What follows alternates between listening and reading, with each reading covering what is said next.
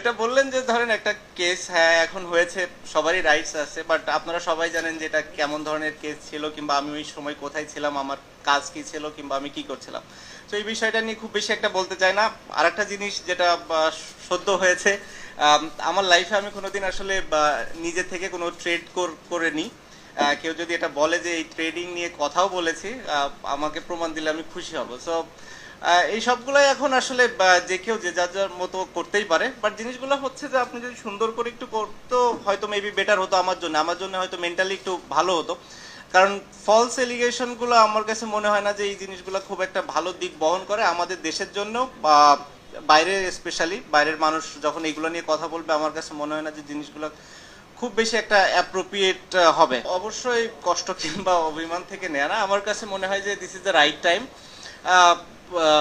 move on করার জন্য এবং নতুনদের আসার সুযোগ তৈরি করে